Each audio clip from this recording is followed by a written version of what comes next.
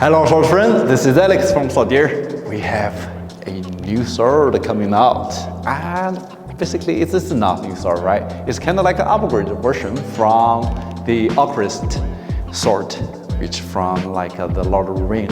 You know, we have been launched one version back before. It's the Boomhor hilt. Now we can like change it.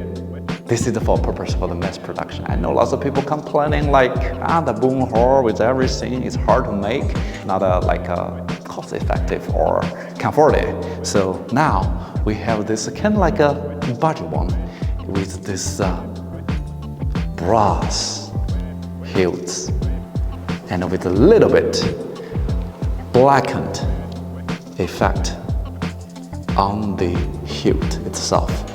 Made of brass, blackened to make it more vivid and authentic to the original design from the movie.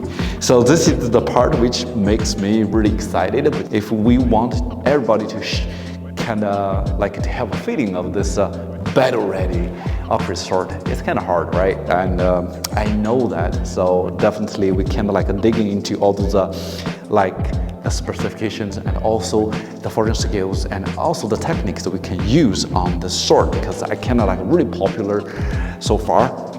So we decided to make this come up with this version with this brass blackened brass hilt compared to the former design we have there. So you can you don't have to worry about it kind of like a break or something. It's metal, right? It's brass. It's more sturdy, and you can definitely use it for cutting and also practice in terms of the battle ready, right? So this is definitely a good masterpiece. Definitely good for use, which I can test it out. As you can see, I dressed up like that, right? For all the protection. Before that, I want to share some basic information of the sword. It's kind of heavy, to be honest. Now I do the unsheath, right? Now you probably see all those details right there. Now I'll give you one more close up. Now I'm moving up, right? This, see all those patterns, standing still. It costs us a lot of time and of course money into it to design a feature like that. You see, there's a little bit details right there. I'm not sure if you can see it very clearly right there. We use the pins to kind of like fit it in to lock the tongue. It's full tongue, so you don't see that replicas often on the market. It's full tongue. We kind of lock it, kind of use those like a Japanese katana design features, and also there's a lot of pins to lock it to make sure it can hold up all those impact from the cutting. This is some basic features. Now, let's do the unsheath right there. There we go. Kind of like a fortune, right? So, but still very beautiful. And the slim body. And with this kind of like curved up, you see? I can already have those feelings like it can cut really well. I can hold this, of course, one-handed, but let me tell you, this sword is not light. So first of all, the blade is made of a spring steel. It's now without scabbard, it's around like 1,580 grams. It's not very easy to maneuver it by one-handed, but I'm gonna try it out because since I'm a manufacturer, right? I have this responsibility to test it out either by using one-handed and two-handed as well. And the scabbard itself is around like 800 grams. So it's really like a really heavy duty sword. But this is just enhance this Ocrist sword, the cutting capabilities and also the performance as well. So I'm super excited to test it out. And now more detailed specifications. So for the blade itself, it's already like 76 centimeters, which is kind of like similar to the fortunes you will see on the market, 76 centimeters. The hilt, this is a huge difference compared to especially those historical sword, and it's 90 centimeters. So basically you can use it for one-handed and two-handed as well. That's why I'm gonna test it out by either using one-handed or two-handed. So basically, you see, I got a big hand right there. I can easily fit my hand right there. So it felt much more safe and comfortable as well. But we're gonna test it out. Look at all those beautiful features, especially the patterns. We try to create like as real as a build, and also beautiful to the movie replicas. So the blade itself is diesel tapered. I'm not talking about like just a movie prop or something. You could just use it for the wall hanger. Since I mentioned this is battle ready, this is definitely battle ready, well sharpened for the blade, and also the thickness from the cross guard right there is already 6 millimeter. This is really common when we use those spring steel. This is our design feature. You will see from our Swordier Metal Evo line, and also diesel tapered from there. And we all the way to the tip around this part. I'm not sure if you can see it clearly. It's around like a 2.5 millimeter. This will taper so well. Of course, you have like a beautiful point balance as well. So the point balance for this sword is around like a 6 millimeter. I do the measurement from here to here. It's around like a 6 centimeters. So it felt pretty good. Now, I always try to do some shaking like this because I wanted to test the COP to see where I can do all those cutting, especially the percussion, right? Center of the percussion, to see the cutting area. So I suggest you to do that when you have the sword. It gives you like a estimation when you do all those cuttings. You will see which part is the best suitable for the cutting. Now you understand this is the part we can do almost all the cuttings and thrustings as well, right? So the tip is enhanced as well. Now I'll give you a close up. Although there's no like a force edge right there, it's still very sharp. I'm gonna test it out for you for the thrusting powers as well.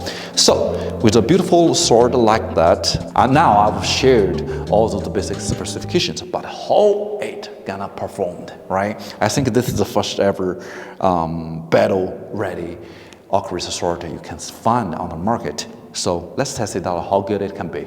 So now I have the tatami mat ready for the cutting. Let's see how this Ocrist sword gonna perform. Let's see, test it by one-handed.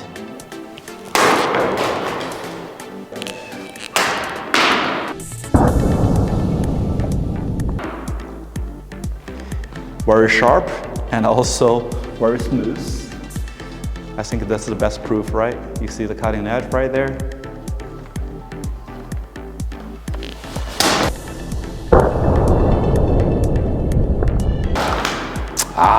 Easy. I just used the leftover of the tatami mat to test the two-handed cutting capabilities. It's still like really smooth, although it's kind of like I think the tatami mat is kind of like dry, but you can. Now I'm just make a compare right there. Let me do the clean up. You will see the edge right there. Still very sharp. So right after the two-handed and one-handed cutting, let's see the sharp edge. I do it a little bit too fast. Slowly. There we go. Pushing forward. So still very sharp and smooth right after the tatami mat and everything. So how it's gonna work out on the bamboo? That's the next we're gonna test it out. So now we have this dry bamboo here. Let's test it out, the sharpness and also the flex strength right there.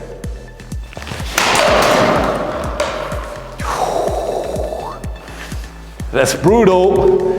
I cannot break everywhere. This is kind of like dangerous. So I ask you really when you do that, you need like extra protections when you do that. But although I break it, so it's still the edge held it pretty good right there. Let me see if I can get a few samples right there. So basically, this is a joint area. You see, it kind of like a break. It cuts almost there.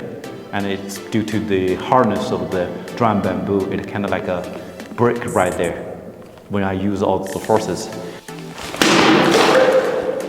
Easy targets. Let's check the edge right here. Pretty straight. You see the impact area right there, right? Easy.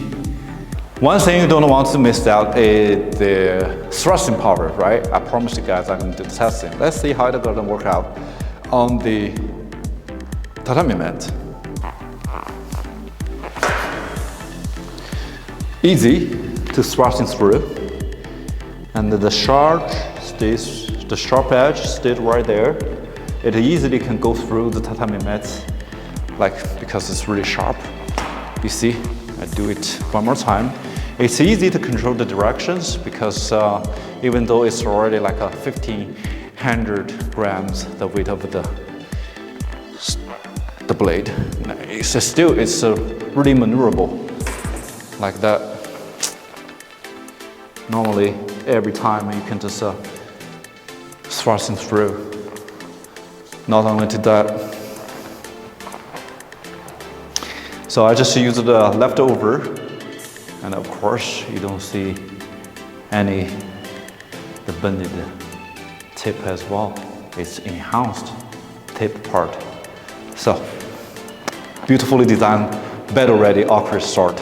Last but not least, I'll do that for you, all right? So you don't have to do that at your home, because this is for the flexibility testing and also for the edge forged if it's well or not, right? I'm bending it kind of over 30 degrees to see if the edge will still hold up. See, this is called abusive testing right there. It's safe to play, it's battle ready, and it's safe to do all those cuttings. I think I covered basically everything about this beautiful sword. Still, right after all those heavy testing, it's still really straight, right? So you can see.